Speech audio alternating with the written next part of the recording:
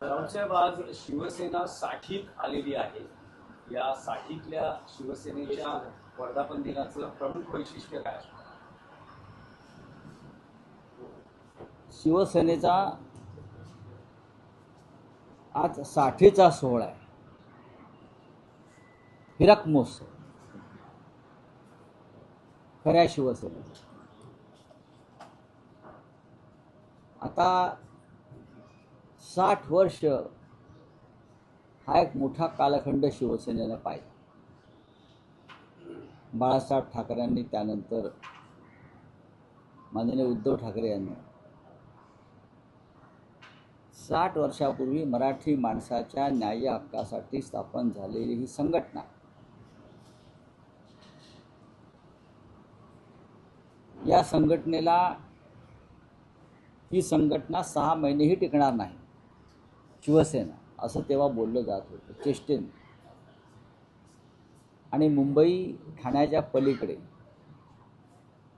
ही शिवसेना जाणार नाही असे अंदाज ज्यांनी मांडले ते फोल ठरले. शिवसेनेनं मुंबई ठाणे महाराष्ट्र काबीज केला, दिल्लीपर्यंत पोहोचली आणि शिवसेनेनं 60 वर्षाची घोडदौड केली. कोणत्याही राजकीय पक्षाच्या प्रवासात चढ उतार येत असतात. प्रवाह कधी खळखळत जातो, कधी थांबतो, कधी संत होतो. हिंदू हृदय सम्राट शिवसेना प्रमुख बाळासाहेब ठाकरे यांच्या काळात सुद्धा आम्ही अनेक चढ उतार पाहिले. बाळासाहेबांना सुद्धा अनेक धक्के पचवावे लागले. स्वकीयांकडून त्यांचा अनेकदा घात झाला, पाठीवर वार झाले. बाळासाहेब ठाकरे व्याकुळ होऊन काहीतरी म्हणायचे की माझ्या पाठीवर इतके वार झाले आहेत की आता वार झेलण्यासाठी माझ्या पाठीवर जागा उरलेली नाही. त्याच्यामुळे आज जे काय घडत आहे त्याचं आम्हाला आश्चर्य वाटण्याचं कारण नाही. शिवसेना प्रमुख आम्हाला नेहमी एक उदाहरण द्यायचे की छत्रपती शिवाजी महाराजांनी हिंदवी स्वराज्य स्थापन केलं. ते करताना त्यांना सगळ्यात जास्त अडथळे आले ते स्वकीयांचे.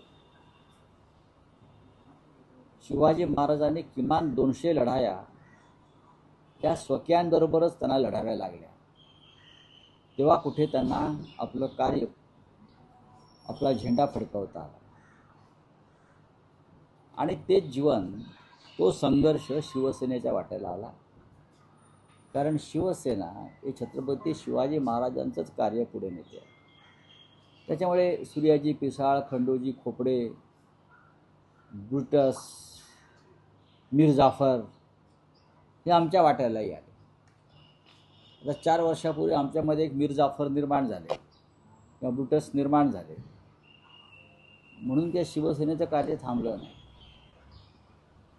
ते चालूच राहील. आमदार आणि खासदार एवढ्यापुरतं शिवसेनेचं कार्य नाही. एक विराट संघटना बाळासाहेबांनी उभी केली आणि ती संघटना जमिनीवरची संघटना.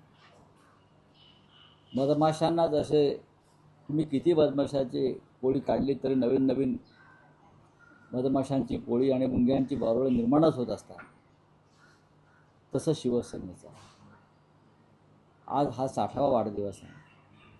एका विशिष्ट वातावरणामध्ये हा वाढदिवस साजरा होतो आहे. षण्मुखानंद हॉलमध्ये शिवसेना पक्षप्रमुख उद्धव ठाकरे हे नेहमीप्रमाणे मार्गदर्शन करतील. इतर महत्त्वाचे कार्यक्रम आहेत. त्याच्यामध्ये आम्ही ठरवल्याप्रमाणे सध्या महाराष्ट्रात गाजत असलेले कवी, दंगलकार म्हणून जे प्रसिद्ध आहेत कवी नितीन चंदन शिवे यांचा एक कार्यक्रम कवितांचा आहे. त्यानंतर तरुणांमध्ये लोकप्रिय असलेले स्टँडअप कॉमेडियन म्हणून त्यांचा आपण नेहमी उल्लेख करतो ते मंदार भिडे यांचा एक कार्यक्रम आहे. आणि नेत्यांची भाषणं असते. महाराष्ट्राच्या कानाकोपऱ्यातून शिवसैनिक आणि शिवसेनाप्रेमी जनता की कालपासूनच मुंबईला यायला निघालेली आहे. काही ठिकाणी शिवसैनिक हे आंदोलनामध्ये अडकलेले आहेत. गद्दारांचे अंत्ययात्रा काढण्यात, गद्दारांचे पुतळे जाळण्यात. कारण शिवसेनेच्या वाटचालीमध्ये हा एक महत्त्वाचा टप्पा सातत्यानं येत गेला. गद्दारांना अग्नी देणं किंवा गद्दारांचे अंत्यसंस्कार करणं, हे अधूनमधून असे कार्यक्रम आमच्या वाट्याला येत असतात. ते छत्रपती शिवरायांच्या वाट्याला सुद्धा आले. ज्यांनी मोठ्या चळवळी उभ्या केल्या, त्या चळवळीचे दुःख आहे. मग डॉक्टर बाबासाहेब आंबेडकरांची चळवळ असेल, शिवसेनेची चळवळ असेल किंवा शरद पवारांची संघटना असेल, प्रत्येकाला या संकटातून जावं लागलं. रावसाहेब, तुम्ही म्हणालात की गेल्या 60 वर्षात पक्षाने अनेक चढउतार पाहिले, यश अपयश बघितलं, अनेक नेते पक्षातून फुटले, पण असं पहिल्यांदाच झालं की 60 वर्षात शिवसेना दोनदा फुटली, तेही 4 वर्षात दोनदा फुटली. 2022 आणि आता मी 2024. त्याला फुटली असं म्हणत नाही. माणूस फुटतो कधी? एक वैचारिक वारसा घेऊन फुटतो, एखाद्या विचारासाठी फुटतो किंवा बाहेर पडतो. जर तू स्वतःला विकण्यासाठी बाजारात उभं केलं आहे लिलावात, आणि तुला कोणी विकत घेतलं त्या लिलावात, तर त्याला फुटणं म्हणत नाही विचारासाठी, त्याला विकणं म्हणतात. तसे आमचे 6 लोक 2 दिवसापूर्वी बाजारात उभे राहिले राजकीय गोलपिठ्यात, आणि त्यांनी स्वतःची बोली लावली. आणि ती बोली जी आहे त्यांनी दिलेल्या बोलीवर त्यांना विकत घेतलं गेलं. फुटले काय मोठा महान विचार घेऊन ते फुटले? काय विचार काय आहे? एकाला तरी विचारा त्यांना शिवसेनेचा काय विचार माहिती आहे. आता मला गंमत वाटते. काल ते जळगावच्या मावशीबाई जामनेरच्या सांगत होत्या काय, तेवढे काँग्रेसच्या मांडीवर शिवसेना बसल्यामुळे हे 6 लोक सोडून गेले. अरे मावशे, हां, ते तमाशातले मावशे असते ना, हां, अशा मावश्या सगळ्या भाजपमधल्या. महाविकास आघाडीमध्ये काँग्रेस पक्ष आहे, आणि त्या काँग्रेस पक्षाच्या मदतीनं हे 6 लोक निवडून आले ना काही ठिकाणी. तेव्हा तुम्हाला माहीत नव्हतं महाविकास आघाडीत काँग्रेस आहे? ते माहीत होतं ना की महाविकास आघाडीमध्ये काँग्रेस पक्ष आहे, राष्ट्रवादी काँग्रेस पक्ष आहे. हे त्या 6 लोकांना माहीत होतं ना. आता मोठं सांगतायत तुम्ही. आणि काँग्रेसचा या मावशीबाईला जामनेरच्या काँग्रेसचा एवढा तिटकारा कशा करता? या काँग्रेसमुळे देशाला स्वातंत्र्य मिळालं. तुम्ही काय केलं?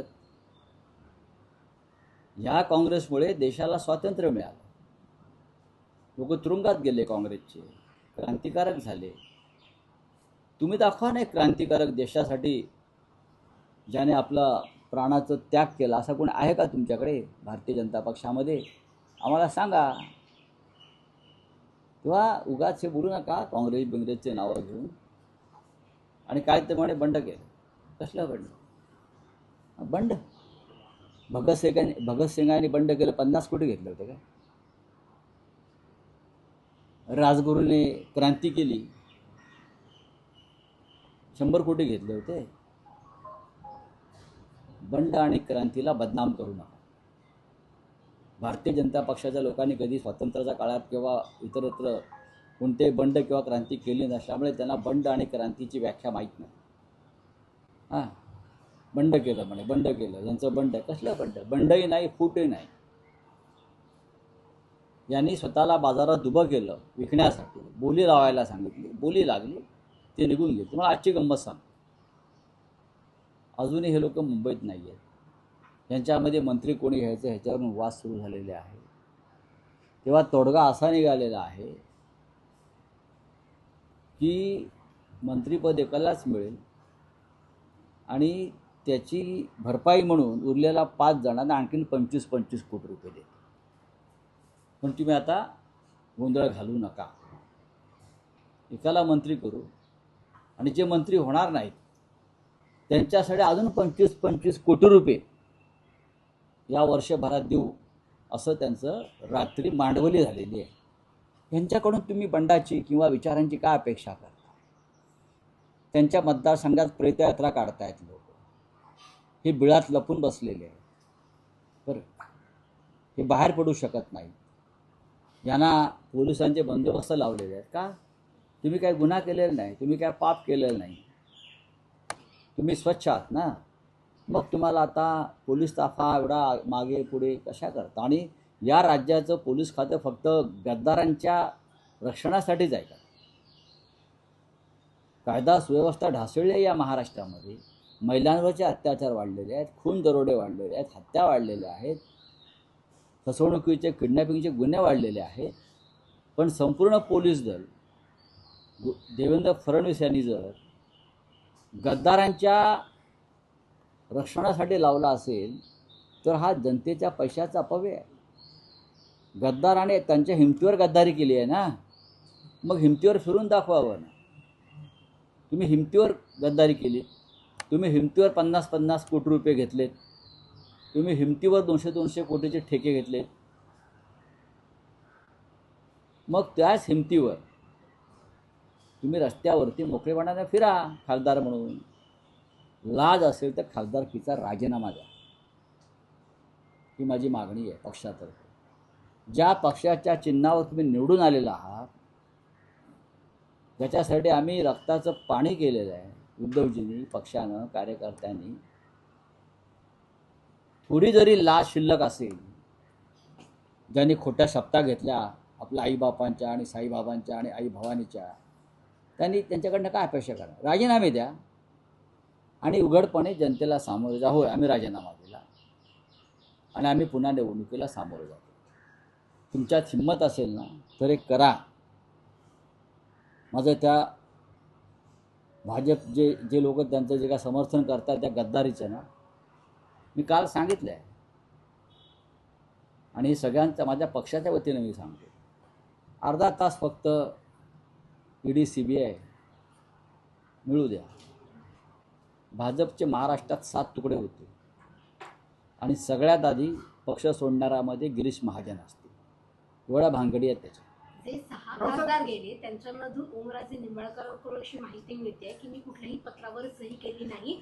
माझ्या वडिलांच्या बाबतीतला जो निकाल आहे तो लागल्यानंतर मी पुढचा नाही काय बघा, असं काही नाही, असं काही नसतं. ते जेव्हा पक्षाचा आदेश येतो, जेव्हा पक्षादेश असतो, ज्या पक्षानं तुम्हाला आमदार केलं, एकदा 2-1 वेळा खासदार केलं, तेव्हा पक्षाचा आदेश आणि पक्ष संकटात असतो, तेव्हा तुम्हाला किमान 4 तास काढावे लागतात. कोर्ट घरात भरत नाही ना. कोर्ट घरात भरतं का? कोर्ट पुण्यात तर भरत नाही ना. आम्हाला का शिकवतात? पण ईशान्य मुंबईमध्ये संजय दिना पाटील, तुम्ही दोन्ही भावांनी जोर लावला की ती जागा निवडून आली. शिवसेनेमुळे जिंकले. खरं म्हणजे त्यांना जायचं काहीच कारण नव्हतं. काय त्यांना जायचं कारण काय होतं? त्यांच्या मुलीला तिकीट दिलं. निष्ठावंत आमच्या महिला कार्यकर्त्याला डावलून त्यांच्या हट्टासाठी, फॅमिली कौटुंबिक हट्टासाठी आम्ही त्यांच्या मुलीला तिकीट दिलं.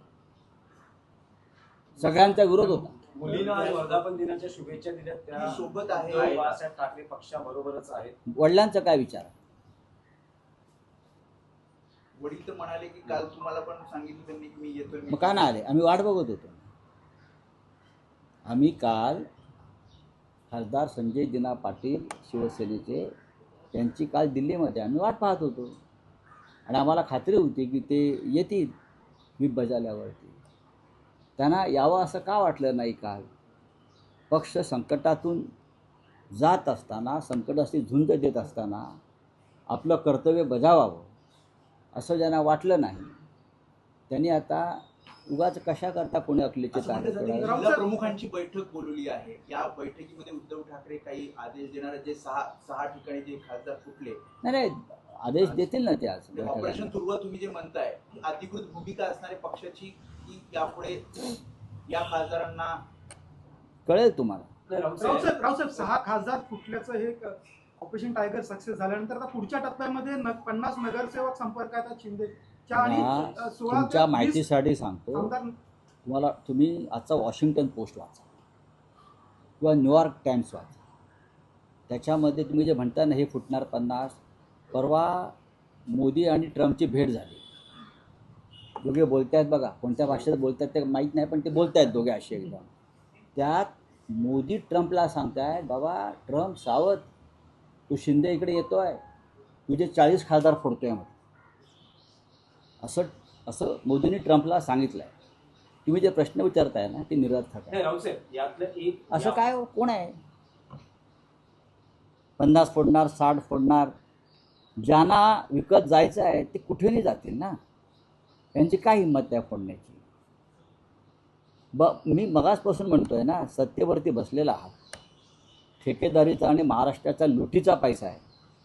हा लुटलेला पैसा, मर्याद पैसा तुमच्याकडे आहे. त्या पैशाचा हा माज आहे, हा माज उतरला जाईल. नाही राऊतसाहेब, यात एक व्यापक स्तरावर विश्लेषण असं केलं जाते की लोकसभेत नारी शक्ती विधेयक, त्यानंतर डिलिमिटेशन विधेयक, अशी जी महत्वाकांक्षी विधेयकं होती, जी अमित शहांची विधेयकं मानली जात होती, ती मंजूर करण्यासाठी स्वतः अमित शहांनी प्रादेशिक पक्षाच्या नेत्यांना फोन केले होते. अगदी ममता बॅनर्जी, उद्धव ठाकरे आणि अन्य स्टॅलिन पासून सगळे, या कोणीही त्यांना सहकार्य केलं नाही. हे विधेयक लोकसभेत कोसळलं आणि त्यामुळे आता जे सगळं सुरू आहे राष्ट्रीय हे राजकारणात, विश्लेषण चुकीचं आहे पूर्णपणे. नंबर गेमसाठी हे सगळं सुरू आहे. नंबर गेमसाठी आम्ही आमच्या पक्षाचा बळी द्यायचा का? तुमच्या नंबर गेमसाठी आम्ही आमच्या प्रादेशिक अस्मितेचा बळी द्यायचा का? उद्या तुम्ही नसाल अमित शहा हे काय त्या संजीवनी गुटिका खाऊन जन्माला आलेले नाहीत ना. नाही, द्रोणागिरी पर्वतावरची पुणे अमर आहे का?